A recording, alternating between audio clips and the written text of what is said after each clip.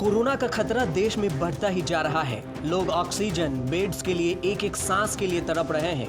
मौतों का आंकड़ा इतना बढ़ गया है कि शमशान में जगह तक नहीं है। लेकिन सरकार को इसकी तनिक भी चिंता नहीं सता रही है। तमाम चेतावनी के बाद भी कोरोना की दूसरी लहर को सरकार नजरअंदाज करती चली गई। वैज्ञानिक सलाहकारों ने चेताया, सरकार नहीं मानी। डॉक्टरों की टीम ने चेताया, सरकार नहीं मानी। नतीजा हुआ, कोरोना की दूसरी लहर में हर रोज लाखों की संख्या में लोग संक्रमित हो रहे हैं। अब यह भी जान लीजिए कि कब, किसने और क्या कहकर सरकार को दूसरी लहर की चेतावनी दी थी। सरकार की तरफ से बनाए गए वैज्ञानिक सलाहकारों के एक फोरम ने मार्च के शुरुआत में ही कोरोना वायरस के एक नए स्ट्रेन और अधिक संक्रामक वेरिएंट की चेतावनी दी थी। सरकार ने इस चेतावनी को नजरअंदाज करते हुए कोई पाबंदी लागू नहीं की। अब फोरम में शामिल 5 वैज्ञानिकों ने समाचार एजेंसी रॉयटर्स को यह जानकारी दी है। इन 5 में से 4 वैज्ञानिकों ने बताया कि चेतावनी के बावजूद केंद्र सरकार ने वायरस के प्रसार पर रोक लगाने के लिए कोई भी बड़ी पाबंदी लागू नहीं की।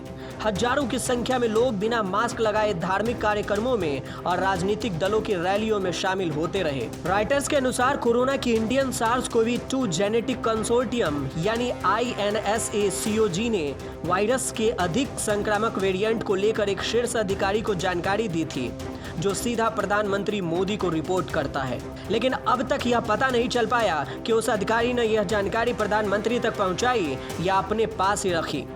प्रधानमंत्री कार्यालय की तरफ से अब तक कोई रिपोर्ट नहीं आई है और कोई प्रतिक्रिया भी जाहिर नहीं की गई है।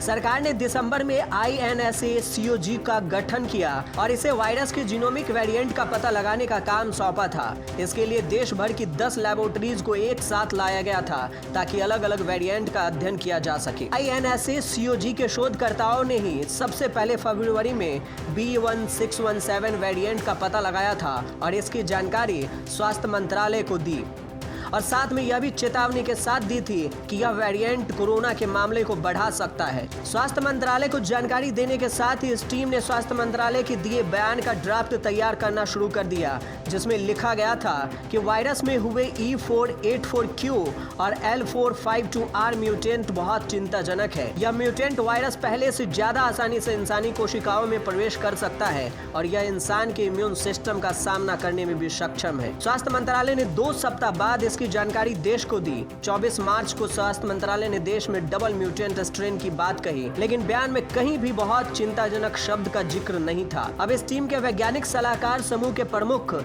शाहिद जमील से पूछा गया कि सरकार ने इस चेतावनी पर जोरदार प्रतिक्रिया क्यों नहीं दी, तो उन्होंने कहा वो इस बात को लेकर बहुत चिंतित थे कि सरकार इन पर पर्याप्त ध्यान नहीं दे सकी। इस टीम के चेतावनी के बाद भी प्रधानमंत्री मोदी समेत कई बड़े राज्यों में हजारों लोगों की रैलियों को संबोधित करते रहे और हरिद्वार में कुंभ का मेला नाम मात्र की पाबंदियों के साथ चलता रहा।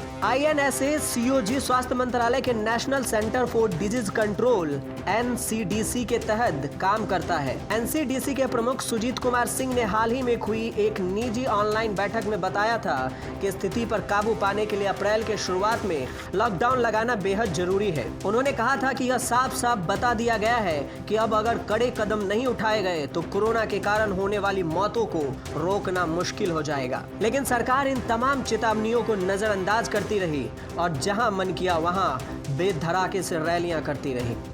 भारत इन दिनों कोरोना संक्रमण की दूसरी लहर और भयावह लहर का सामना कर रहा है, जिसके चलते यहाँ हालात खराब हो गए हैं।